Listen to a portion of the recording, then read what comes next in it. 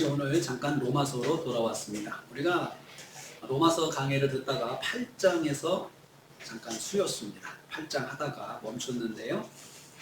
8장의 핵심적인 말씀이 1절의 말씀입니다. 1절과 2절에 있는 말씀인데 15절까지 전체적으로 해서 이 말씀을 묵상을 하겠습니다.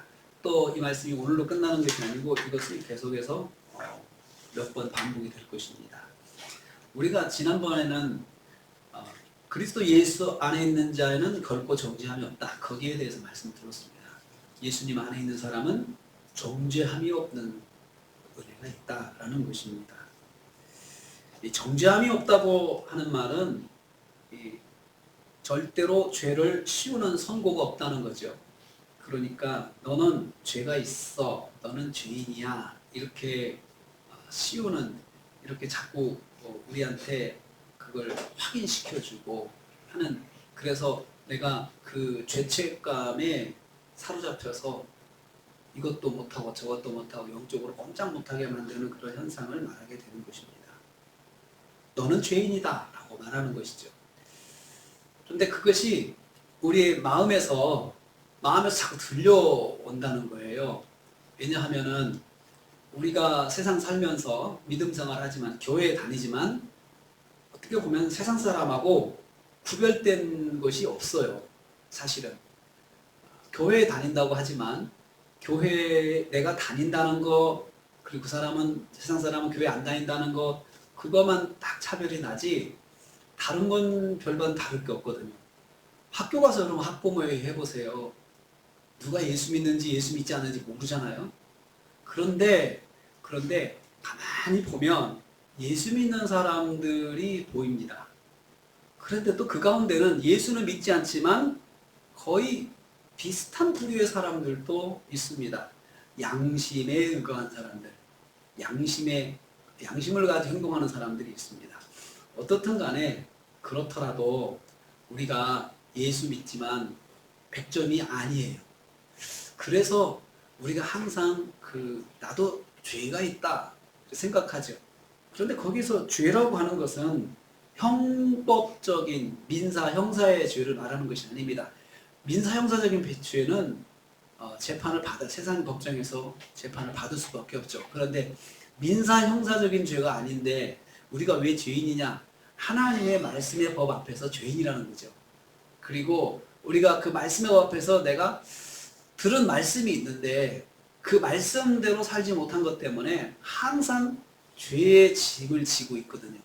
그것을 정죄한다라고 이야기를 해요. 정죄. 누가 정죄합니까? 정죄의 주체가 누구예요? 우리 내 마음에서 들려온다고 이야기하는데 그것은 사탄입니다. 그러니까 누가 그럼 정죄하지 않느냐? 하나님께서 정죄하지 않는다는 거예요.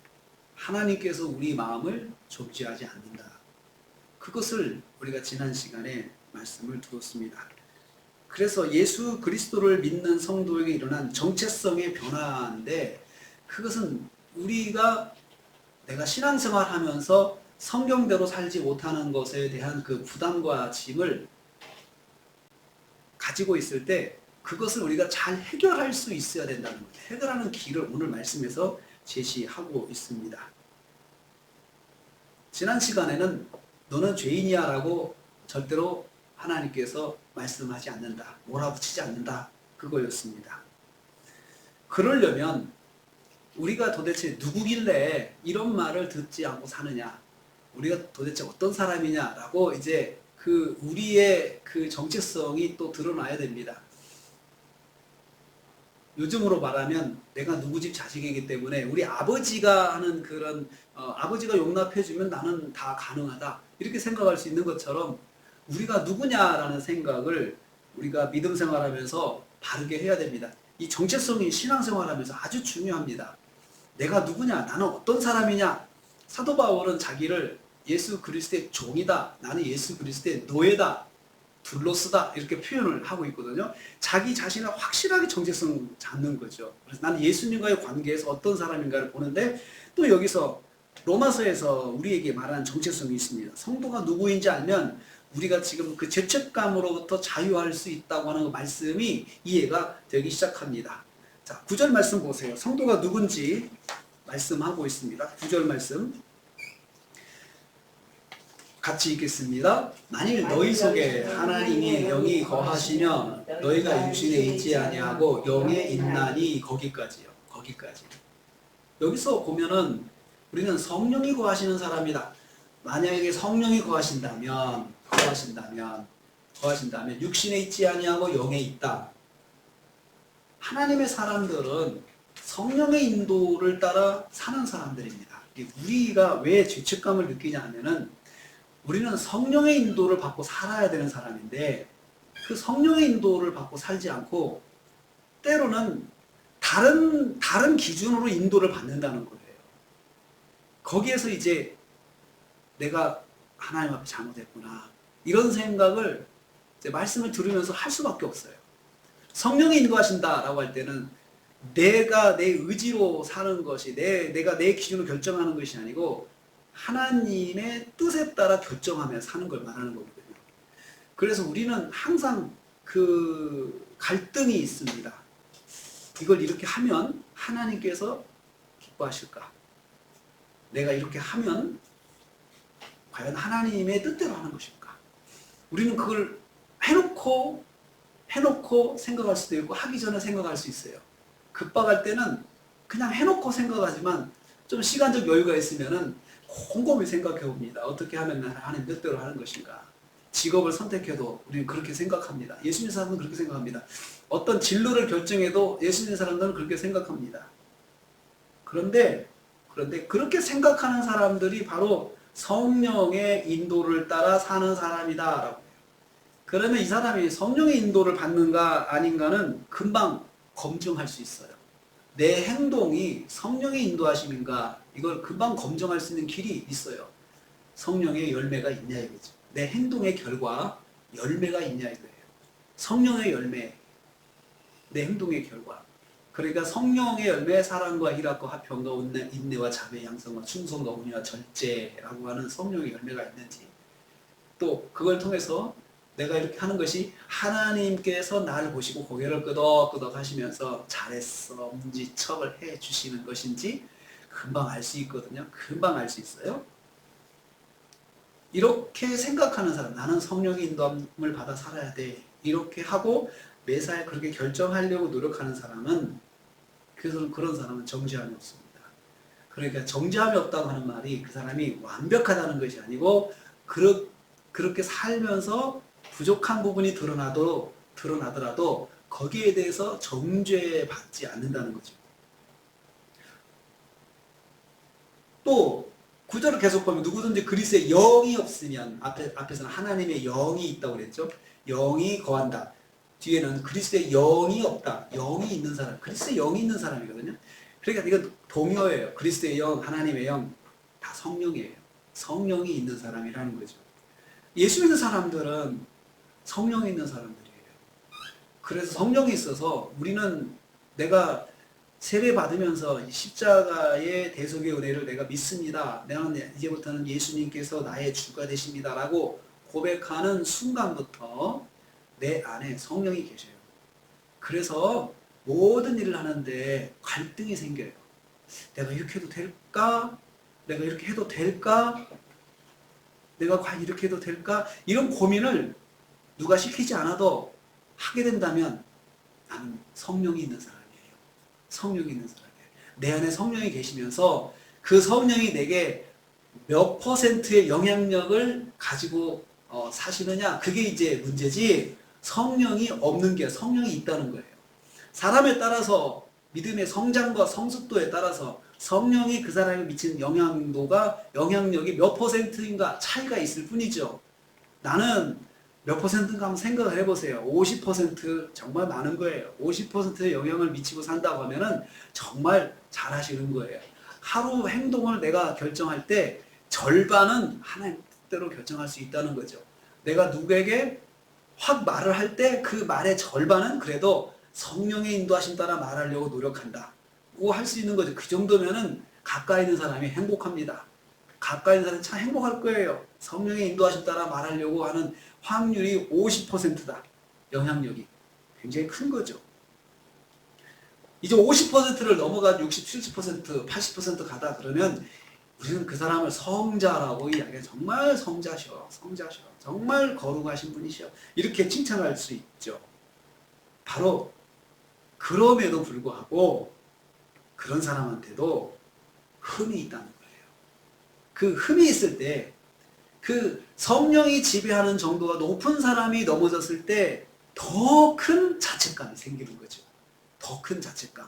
그냥 날마다 그냥 내 생각과 내 마음대로 하던 사람이 한 번 더 죄를 짓는 거하고 정말 50% 확률을 가지고 영향력을 가지고 살던 사람이 죄를 짓는 거하고는 자책하는 정도가 차이가 큽니다. 내가 이럴 수가 있다니. 더욱이 7, 80%의 그런 영향력을 가지고 살던 사람이 한 번 넘어졌다.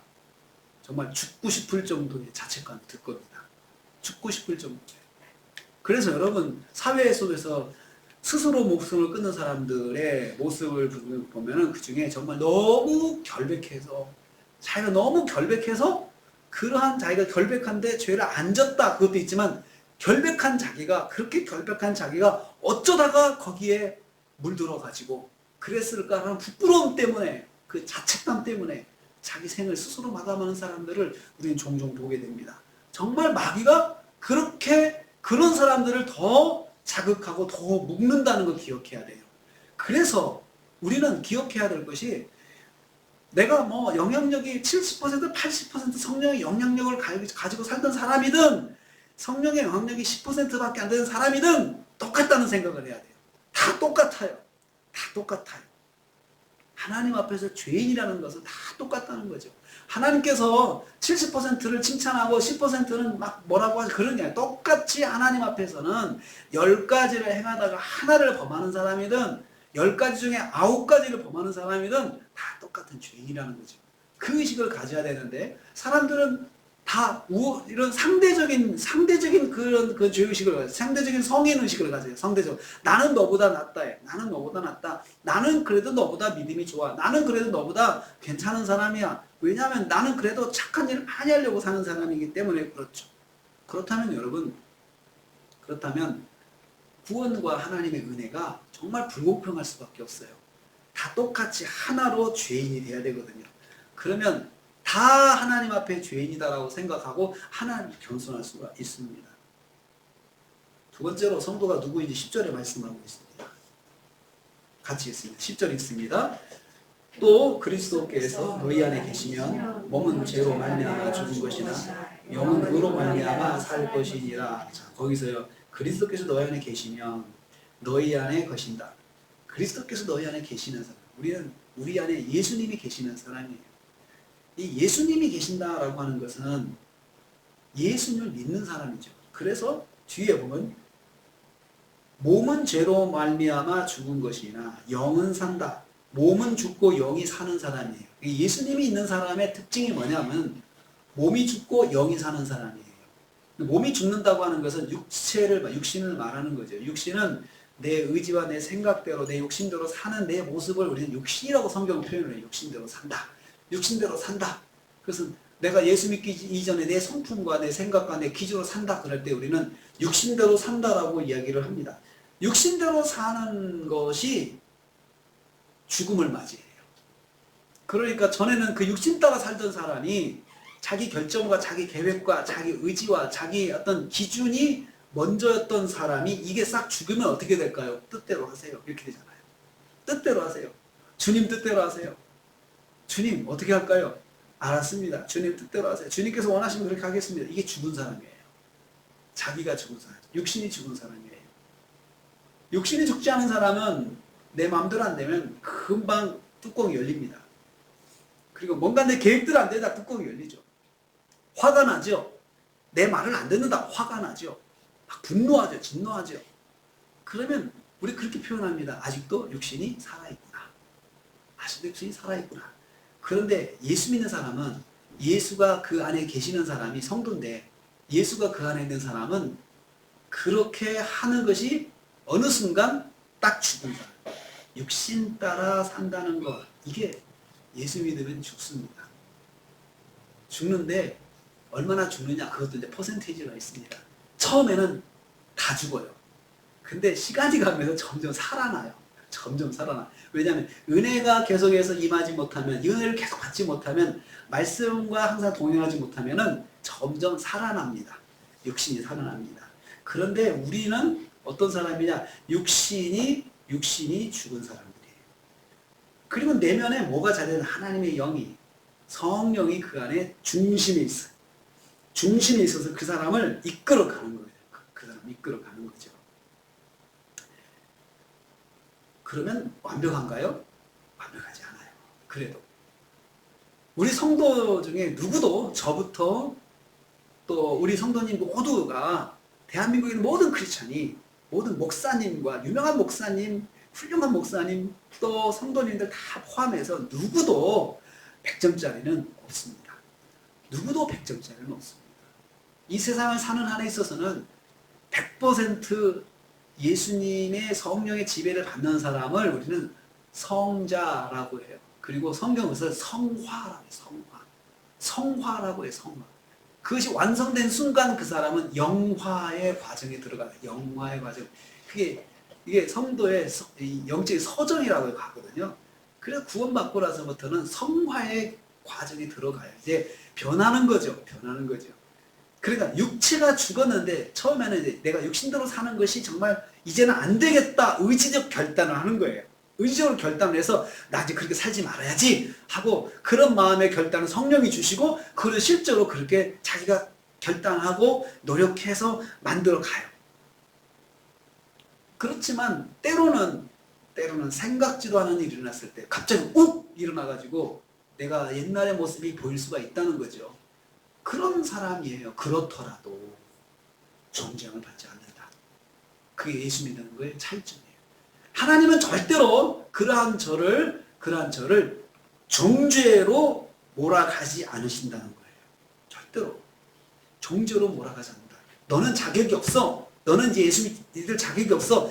네가 날마다 실수를 하니 너는 이제부터 예배드릴 자격도 없고, 너의 기도는 하나님이 들어주시지도 않고, 너는 기도할 자격도 없고, 교회 나갈 자격도 없고, 봉사할 자격도 없고, 이런 말씀 안 하신다는 거예요. 하나님께서 절대로.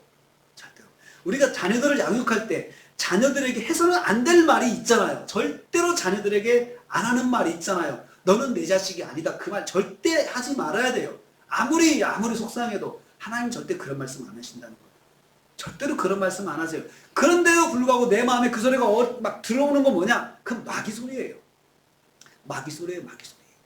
마귀가 그 틈을 타고 들어와서 우리의 자격지심을 자극해서 믿음 생활을 포기하게 만드신다는 거죠. 하나님께서 예수 그리스도 십자가의 대속에 죽게 하셔가지고 우리를 구원을 시키셨는데 우리가 잘못한다는 거 다 알고 구원시키셨거든요. 우리의 본성을 알고 구원시키셨어요. 저와 여러분이 성자하고 정말 거룩한 사람이고 우리가 정말 착한 사람이고 좋은 사람이라서 하나님께서 보고 구원시키신 것이 아니라 우리의 밑바닥을 다 아심에도 불구하고 다 용서하시고 품으시고 구원시키셨어요. 그렇기 때문에 우리의 밑바닥을 봤다 하더라도 하나님께서 그 밑바닥을 하나님께서 지적하시면서 정죄하시거나 그렇게 하지 않는다는 거죠. 그런 하나님인 것을 우리가 바로 알아야 돼요. 신앙생활에서 하나님을 바로 알고 살아야 신앙생활해야 우리가 오해가 없고 신앙생활에서 우리가 잘못된 길로 빠져나가지 않습니다. 실수하더라도 우리가 신앙의 정도를 갈 수 있는 것은 하나님을 바로 아는 것이에요. 하나님은 우리가 그러한 사람임에도 불구하고 넘어졌을 때 죄책감으로 절대로 존재하지 않으세요. 그런 소리는 털어버려야 돼요. 그런 소리는 털어야 돼요. 그러면 우리가 그걸 어떻게 털어야 되느냐? 어떻게 해야 되느냐? 그게 오늘 말씀의 핵심이에요. 또 여러분 11절 말씀 보세요. 우리가 어떤 사람이 나오고 있습니다. 11절 말씀 같이 읽습니다. 예수를 죽은 자 가운데서 살리신 이의 영이 너희 안에 거하시면 그리스도 예수를 죽은 자 가운데 살리시니가 너희 안에 거하시는 그의 영으로 말미암아 너희 죽을 몸도 살리시리라. 여기 보면요, 하나님께서 우리를 살리신다. 우리의 죽을 몸을 살리신다라고 했어요. 날마다 부활을 체험하는 삶을 산다는 것. 새로 내가 살아났구나. 내가 새로 살아났다라고 하는 부활을 체험하는데, 그러기 위해서는 예수를 죽은 자 가운데서 살리신 이의 영, 굉장히 길게 설명했어요. 하나님이에요. 하나님의 영이에요. 한마디로 말하면 그리스도 예수를 죽은 자 가운데 살리신 이가 한마디로 하나님이에요. 하나님께서 하나님을 굳이 왜 그렇게 풀어서 설명했을까요? 하나님이 어떤 분이신지 그걸 말씀하시는 거죠. 예수님을 죽은 자로 살리신 것은 십자가의 사건을 만드신 분이에요. 십자가의 구속의 사건, 내가 구원받을 때 예수님의 십자가를 믿습니다 라고 해서 구원을 받았는데 그 믿음을 고백했는데 그러한 것들을 다 이끄신 분이 하나님이세요. 그러니까 내 구원의 역사의 주체가 하나님이신데 그 하나님께서 어떻게 하냐, 우리를 살리신다 이거죠. 예수님을 십자가에서 살리신 예수님이, 하나님이 우리도 살리신다 이거예요. 그 하나님이시다. 부활의 영광을 약속하신 하나님이에요. 이 정도로 우리는 비록 죄로 인해서 죽을 수 있지만, 죽은 몸이지만 하나님께서 다시 십자가로 살리셨어요. 그러한 은혜가 있는 사람들이에요.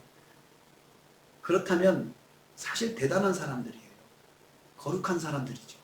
성령이 함께 하시는 사람이죠. 성령이 우리 안에 내주하시는 사람, 거룩한 사람이에요. 그럼에도 불구하고 그 우리는 넘어질 수 있어요. 그런데 만약에 여기 성령이 거하시는 사람이 된다라고 하면은 어떤 사람이 되느냐? 세상에 감당하지 못하는 사람이 돼요. 진짜. 내가 100% 성령의 사랑으로 산다 그러면요, 세상 감당하지 못하고 나도 나를 감당하지 못해요.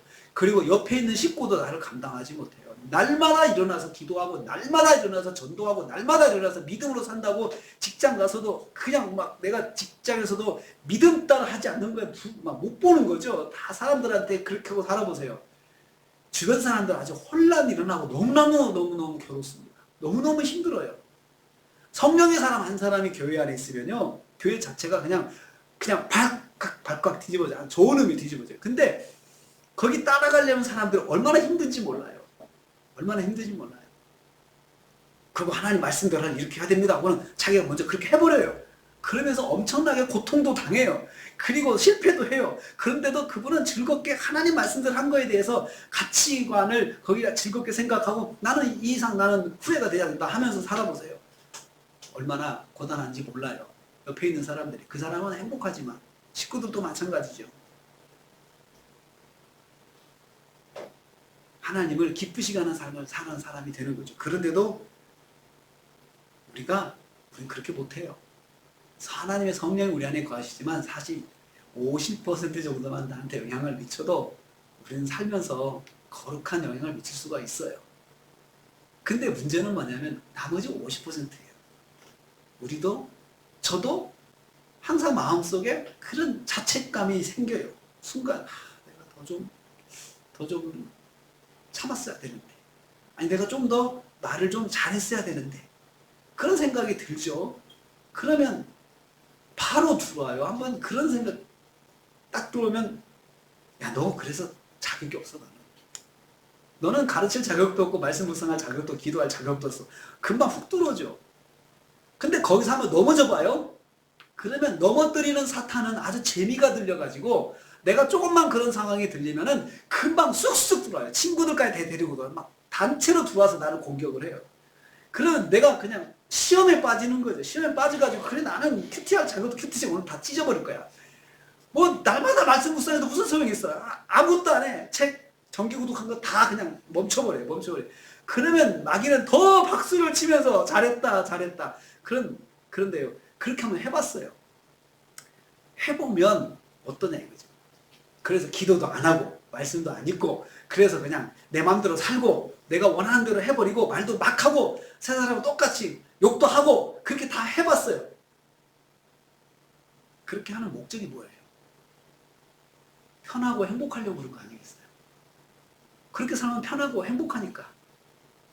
편하고 행복하려고 그러는 거 사실 마귀가 자극하는, 그렇게 하면 편하고 행복하다고 하잖아요. 순간은 편하고 행복할 수 있어요. 그런데 이거 시간이 지나면서 행복하지가 않아요. 고통이 몰려와요. 또 고통이 몰려와요. 그러면 나중에 내가 속았다 생각하죠. 내가 속았구나. 자꾸 굴레가 씌워지고 그 다음에 갈수록 더 악한 일을 하게 되는 자신을 발견하게 돼요. 더 악한 일. 처음에 누구를 살짝 비난하고 욕하고 그랬는데 점점 더 체계화되고 점점 더 과감해지고 점점 더 격해지는 나 자신의 모습을 발견하게 돼요. 그래서 사람들이 나중에는 나를 피하게 되는 거죠. 나를 피해요. 왜 피하는지는 몰랐는데 나중에 알고 보니까 그 사람 만나면 나도 굉장히 자극이 돼. 그 사람 만나면 내가 자꾸 내가 그냥 나도 막 다른 사람 욕하게 되고 막 화가 나게 되고, 그래서 내가 그 사람 만나고 싶지 않다 이런 말을 하죠.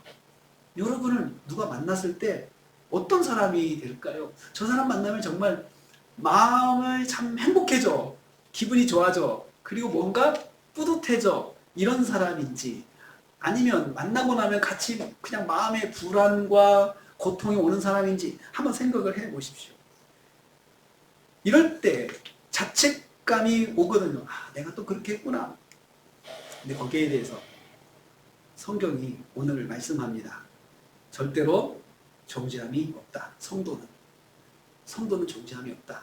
정죄함이 없다. 하나님께서 절대로 그 사람을 너는 죄인이야, 너는 못됐어, 너는 이제부터 자격이 없어, 이렇게 하지 않으신다는 거죠. 왜 그렇게 하십니까? 그 이유를 오늘 말씀을 통해서 듣습니다. 궁금하죠? 성경을 읽으면요, 성경은 궁금한 순서대로 잘 풀려 있어요. 그게 논리적이거든요. 그게 서신서가 하면 더 그래요. 궁금한 순서대로 풀려요.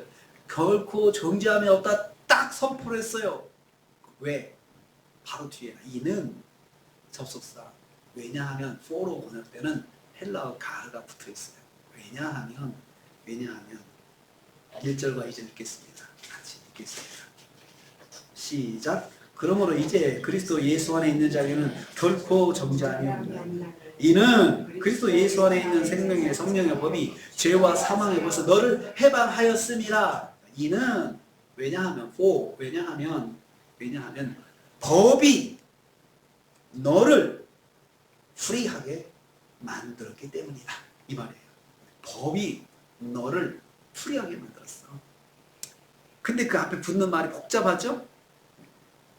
그리스도 예수 안에 있는 생명의 성령의 법에 대한 설명을 굉장히 길게 했어요.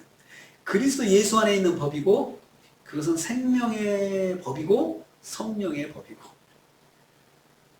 법을 설명을 아주 길게 했죠. 굉장히 중요한 표현이라는 거예요. 이 법이 굉장히 중요한 거지. 이 법이 너는 누구예요? 지금까지 9절, 10절, 11절에서 본 그 성도잖아. 그리스도의 영이 있는 너를 해방하였다라고 하는 건 완료형을 썼어요. 그러니까 과거 완료형이에요. 내가 지금 죄를 짓고 있는데 나를 해방시키신 것은 앞으로 하실 것이 아니고 이미 현재 짓고 있는 나에 대해서 과거에 해방을 시키셨어요. 그러니까 우리는 해방받은 상태로 내가 살면서 죄를 짓고 있는 거예요. 그런데 그 죄를 지었을 때 오는 죄책에 대한 의무를 이미 과거에 해방시켜 주셨어요. 이거 알아야 돼요. 여기서 법이라고 하는 것은 율법을 말하는 것이 아니고 구속력을 가지는 규칙을 말합니다. 일종의 규칙이 너를 자유하게 했어. 행동을 제한하거나 강제하는 규칙입니다. 그런데 이것은 강제성이 있는 거예요. 강제성이 있고, 이것은 또 제한성이 있어요. 이것이 너를 해방시켰다. 다시 보는 거예요. 이는 그리스도 예수 안에 있는 생명의 성령의 법이. 이 2절 말씀만 오늘 잘 이해를 하면 여러분들이 오늘 정말 이 오해에서 많이 벗어날 수 있습니다. 성령의 법이라 했죠. 성령의 법이다. 성령의 법인데, 법 자체는 성령이 주관하시는 규칙이야. 성령이 주관하는 규칙이야. 그러니까 성령의 소유가 되는 규칙이죠. 성령이 마음대로 정하신 거죠. 성령은 하나님이잖아. 하나님께서 정하신 법칙이야, 이것은. 그러면 여러분, 상급법이라는 게 있잖아요. 그러니까 상급법이 있고 하급법 있잖아요. 상급 법원이고 하급 법원 있잖아요. 저 민사, 형사 그래서 쭉 하다가 처음에 항소하죠. 항소에서 대법원 가잖아요. 그러면 대법원에서 최종적으로 내린 선고는 누가 번복하지 못해요. 이게 결정이 되잖아요. 처음에 내린 판결과 규칙은 한 번 더 변할 수 있어요. 혹시 실수할 수 있으니까. 그런데 하나님의 법이, 성령의 법이 최고의 법정이에요. 최고의 권위를 가지고 있어요. 그러니까 누구도 고칠 수 없는 것이 그게 성령의 법이에요. 성령께서 정하신 법이다. 그런데 그 법은 생명의 법이다 했습니다. 생명. 근데 법은, 그 법의 내용이 뭐냐? 생명을 주는 법이에요. 생명을 제공하는 법이에요. 그러니까 이 성령의 법대로 따라가면 이 사람이 생명을 얻어요. 사형 선고를 받은 사람한테 너는 사형 면제라고 하는 것을 딱 정해주는 법이 생명의 법이라는 거지. 그 말이에요. 성령께 충만한 사람만이 적용할 수 있는 법. 성령 안에 있는 사람. 자, 앞에 9절, 10절, 11절에 그랬잖아요. 우리는 성령에 거하는 사람이라고 그랬잖아요. 그러면 우리 안에 규칙이, 무슨 규칙이 적용되냐면 성령의 규칙이 적용이 되는 사람이라는 뜻이에요. 그렇기 때문에 성령의 규칙이 있기 때문에 너희들은 자책하지 말고 성령의 규칙이 있다는 사실을 알고 성령의 규칙에 따라가면 돼. 자, 너희가 넘어질 수 있어. 너희가 실수할 수 있어. 그렇지만 실수할 때 성령의 규칙이 너희에게 바로 적용이 되는데 그걸 따라가면 생명을 얻어. 그 말씀입니다. 성령의 법에는 하나님의 뜻이 담겨 있습니다. 법에는 제정자의 강력한 뜻이 담겨 있습니다.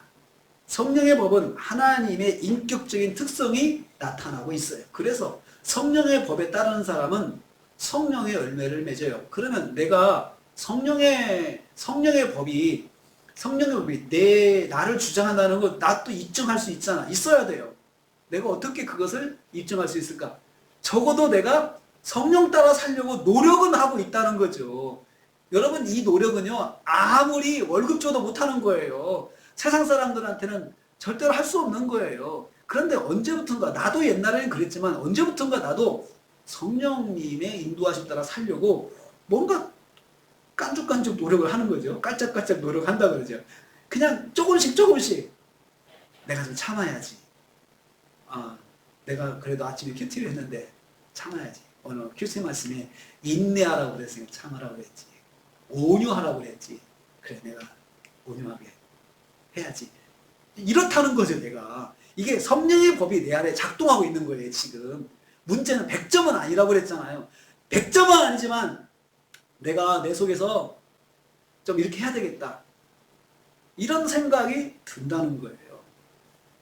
이 사람은 생명의 법이 이 사람한테 항상 따라가고 있어요. 하나님께서 그 사람을 살게 하시는 거죠. 살게 하시는 그 은혜를 이 사람에게 줬어요. 그걸 우리는 자유케 했다라고. 자유케 했다. 내가 죄를 지면은 그 죄책으로부터 묶이게 되는데, 죄책에 묶이게 되는데 여기로부터 하나님께서 자유하게 하셨다. 자유하게 하셨다. 왜? 하나님의 법이 그렇게 하셨어. 이게 권위예요. 하나님의 법이 그렇게 하셨어. 하나님이 최종 심판자고 최종 주권자신데 하나님께서 그렇게 정해 놓으셨어요. 그게 권위예요. 이것을 알면 하나님을 믿는 사람들은 자유할 수 있어요. 생명의 법, 생명의 성령의 법의 특징은 생명을 살리는 특징이에요. 이 사람을 살게 하는 거죠. 여러분, 하나님 믿는 사람의 축복이 뭐냐면 사는 데 있어요. 사는 데. 우리가 보통 이 정도면 사람이 죽습니다. 사람이 죽고 사람이 정말 좌절하고 절망하고 낙심하고 죽을 수밖에 없는 상황이 되는데 하나님의 법, 성령의 법에 따르는 사람들은 거기에서 사는 은혜를 주십니다. 살게 하십니다. 그런데 이 성령의 법에 대해서 설명할 때 그리스도 예수 안에 있는 법이라고 그랬죠? 앞에 또 붙었죠?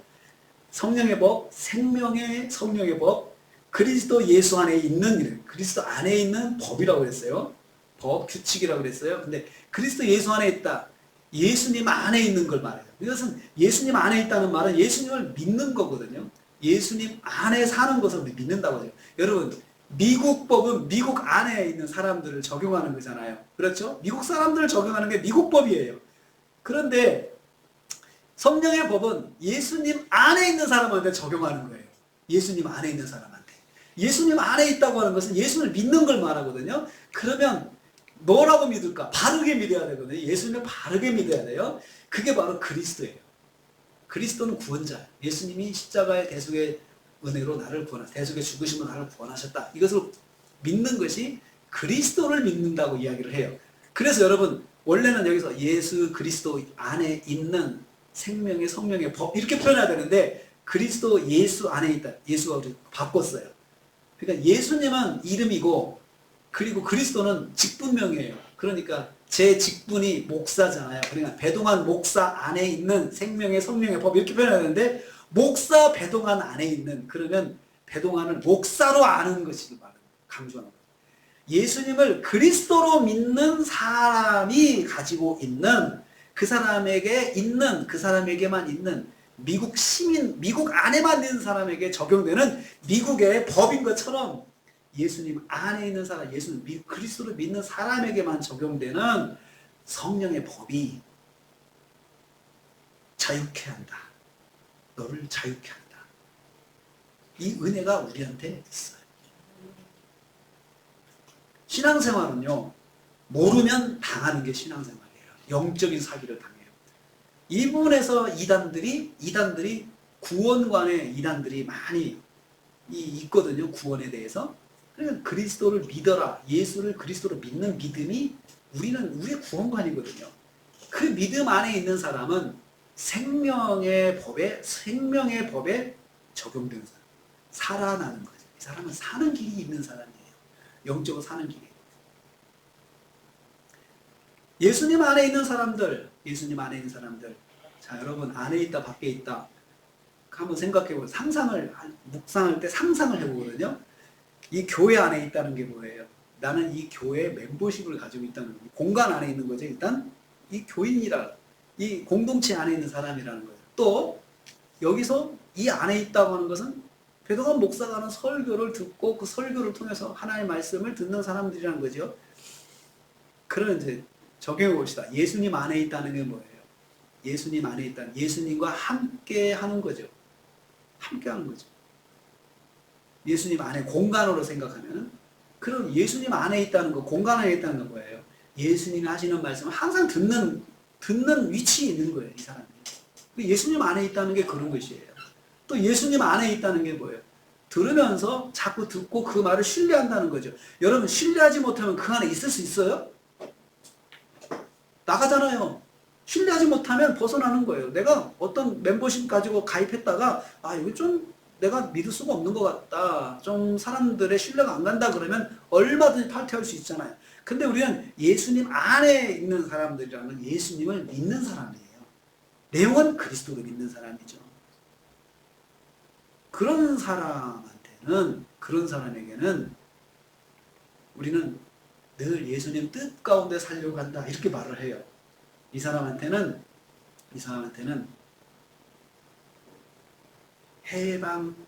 해방하였다. 이 사람은 해방하였음이라 이렇게 선포하고 있잖아요. 무엇이 적용되는? 해방의 은혜가 적용되는 거죠. 법이 그 사람을 해방시킨다는 거죠.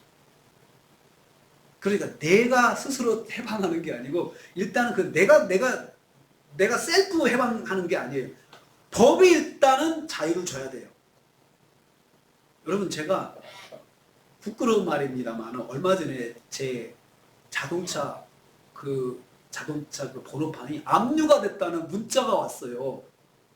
여기 가만히 교회에 있는데 압류가 됐습니다. 문자가 따라 오는 거예요. 뭐지 이게?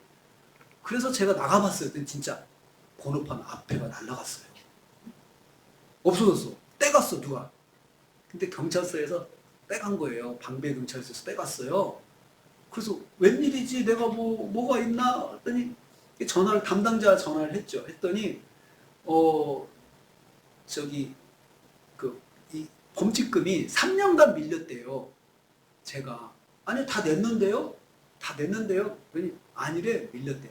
그 보니까 2년 전에 어디에서 신호 위반한 거, 그 신호 빨간색에서 이렇게 들어가 가지고 그거 3만 원짜리.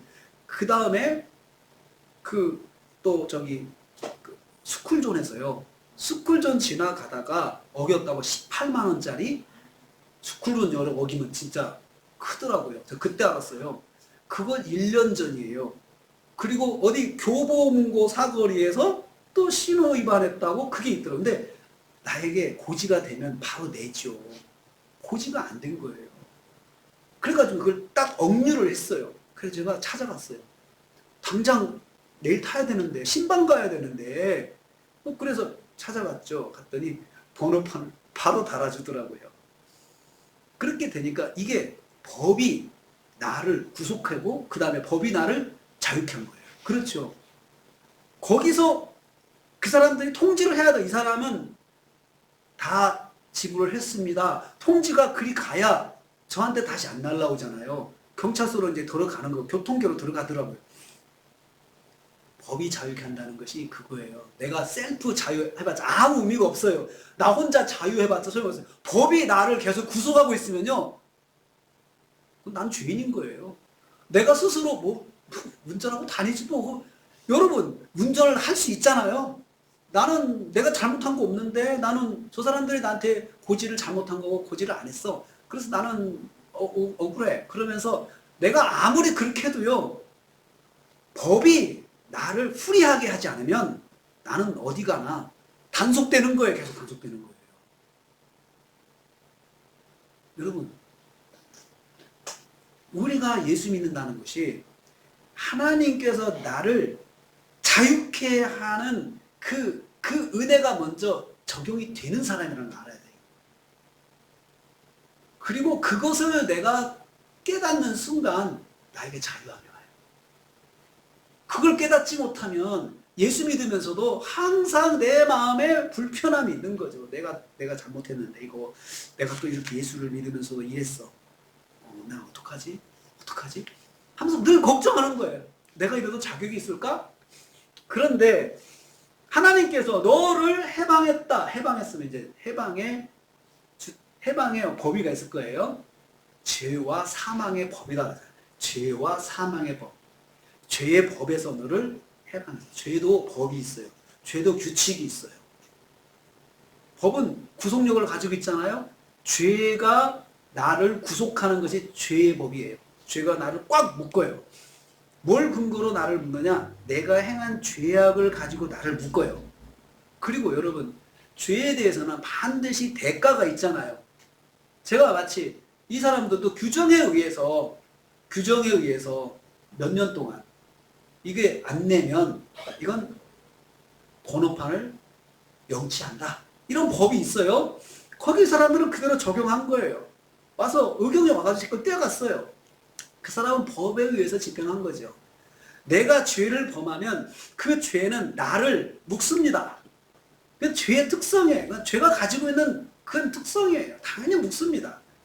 그런데 이 죄가 묶으면서 나를 어떻게 만드냐? 뒤에 보면 사망의 법이다. 죄의 법, 사망의 법, 죄와 사망의 법. 나를 죽이는 거예요.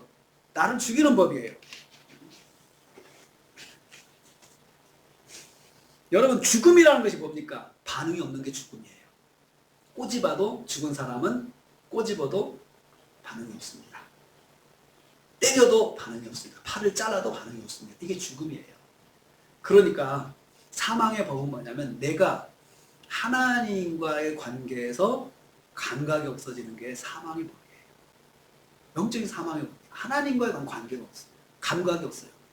하나님이 어떻게 말씀하셔도 듣지 못하고 깨닫지 못하고 단절되는 거죠. 거기서부터 자유케 되는 사람이 그게 하나님의 사람들, 저와 여러분이에요. 내가 죄를 지면 죄의 규칙이 나한테 딱 그대로 와요. 너 잘못했다. 그거 당연한 거예요. 그리고 나서 나를 하나님과 관계를 끊어버려요. 죄는 그렇게 되는 거죠. 그래서 하나님 자꾸 멀어지게, 하나님 앞에 내가 섭섭함을 이야기하게 되고, 하나님 앞에 내가 원망도 이야기하게 되고, 막 그러면서 그냥 다 다 단절이 되는 거죠. 그런 단절로부터 회복이 자유라는 표현이에요. 단절로부터 회복이. 너를 해방하였다. 너를 해방하였다. 딱 지정한 너다. 유라고 딱 지정을 했어요. 너. 예수 믿는 사람. 성령이 안에 있는 사람. 그런데 성령이 안에 있는데 죄를 행했어요. 그런 부족함이 있어요. 그런 부족함이 있는 너를 하나님의 법이, 성령의 법이 너를 자유케 했어. 프리하게 만들었어. 그걸 알아야 된다는 거죠. 우리를 묶는 것으로부터 우리를 다 풀어주셨어요. 그걸 마귀는 못 보게 하고 그것을 깨닫지 못하게. 그리고 나를 계속해서 죄책감에 묶어버려요. 그러면 여러분, 자유케 됐다라고 하는 사람이, 자유를 받은 사람의 삶의 모습이 있어요. 내가 죄를 범했을 때 성령이 안에 있는 사람은 어떻게 하느냐? 바로 십자가 앞에 나가요. 죄송합니다. 잘못했습니다. 빨리 깨달아져요. 그게 성령의 사람이에요. 깨달아서 내가 이건 잘못됐습니다. 저를 용서해 주세요. 그 순간 사망의 법이 나를 묶는 것을 포기를 해요. 묶지 못해요. 묶지 못하겠구나. 여러분, 사기당하는 사람의 특징, 보이스피싱 중에, 보이스피싱 가만히 분석해보면 특징이 하나 있어요. 사람을 묶어요. 잘못된 걸로 묶어가지고 괜히 거기에 대해서 보상, 내가 뭔가를 해야 되는 거 아닌가라고 사람을 자극하잖아요. 자극해가지고 돈을 내라, 돈을 보내라. 이렇게 하면 꼼짝없이 당해요. 영적인 사기도 마찬가지예요. 내가 실수할 수 있고 내가 넘어질 수 있다고 하는 그것 가지고 나를 묶어요. 그래가지고 그게 죄의 법에 무는 거죠. 묶어가지고 내가 하나님께 가지 못하도록 나를 꼼짝 못하게 만드는 것이 그게 마귀가 하는 일이에요. 그래서 오늘 말씀이 그렇게 우리한테 선포하고 있는 거예요. 이는 그리스도 예수 안에 생명의 성령의 법이 죄와 사망의 법에서 너를 해방하였다. 그게 이미 네가 예수를 믿는 순간에 그렇게 해 주셨다. 그러면 내가 이제부터 어떻게 했냐? 내가 여전히 넘어지는데 그럼 어떻게 해요? 그 사람은 하나님 앞에 성령님의 인도하심 따라 회개하며 나가는 거예요. 하나님, 제가 잘못했습니다. 제가 이걸 고치도록 노력하겠습니다. 저를 불쌍히 여겨주세요. 도와주세요. 다 똑같이 그런 은혜를 누릴 수 있도록 하나님이 주셨다는 거죠. 저도 여러분도 다 그런 은혜가 있는 사람이에요. 신앙생활은 하나님을 아는 거예요. 하나님이 그런 분이셨구나. 하나님이 내가 그래도 그렇게 나를 자유하게 하신 분이 바로 하나님이시구나 라는 걸 알면 믿음 생활에 여유가 생겨요. 넘어질 수 있지만 그렇게 되는 거죠. 자녀들이 부모에게 자비와 사랑을 느끼지 못하면 공포밖에 없는 것이 사는 것이에요. 내 그 집에 사는 것은 공포예요. 왜요? 나는 잘못하면 맞아 죽잖아요. 공포죠. 근데 잘못할 수 있지만 나를 용서해 주시고 나를 받아주셔. 그것 때문에 아이들이 그 안에서 자유를 누리잖아요. 신앙생활도 하나님께서 그런 자유를 주셔야 우리가 믿음생활을 할 수 있어요. 그런 자유가 없으면 여러분 믿음생활 하다가 다 그만둬야 돼요. 졸업해야 돼요. 왜냐하면 신앙생활 할수록 보면은 다 못된 게 다 드러나잖아요. 뭐 하나 만들어 놓으면 새로운 게 넘어지게, 새로운 게 문제가 생기고, 이게 신앙생활이거든요. 모든 영역에서 우리가 하나님을 닮아가는 삶을 살아야 되는데 뭐 하나하나 만들면 여기저기가 안 되는 게 보이기 때문에, 그렇다 보면은 믿음 생활 자체가 공포입니다. 언제 내가 하나님께 심판받을지 모른다는 공포죠. 그러나 심판이 있습니다. 그런데 우리한테는 자유함이 있다. 그렇게 선포를 해 주셨습니다. 성도는 성령님의 충만한 역사 가운데 있는 사람입니다. 성령님의 역사는 성도를 자유케 합니다. 그래서 자유를 누리지 못하고 있는 신앙생활은 하나님을 모르기 때문에 그렇습니다. 하나님은 우리를 이미 성령의 법으로 자유케 하신 분이십니다. 이것은 우리가 막 못된 일하고 살아도 된다는 말이 아니고, 못된 일을 안 하려고 해도 어떤 때는 내가 그렇게 될 수밖에 없는데, 그때 하나님께서 우리를 용서하시는 길을 열어주시고 우리에게 다시 일어날 수 있도록 우리를 인도하시는 분이 하나님이시다. 그래서 우리는 사망의 법에서 매이지 말고, 사망의 법에 매이지 말고, 넘어졌을 때 마귀는 순간 수갑을 딱 채워가지고 너 이제 넌 죄냐 라고 나를 그냥 끌고 가려고 하지만, 아니야, 생명의 성령의 법이 나를 자유케 하셨어 라고 선포해야 됩니다. 그럼 네가 뭔데? 어떻게 하는데?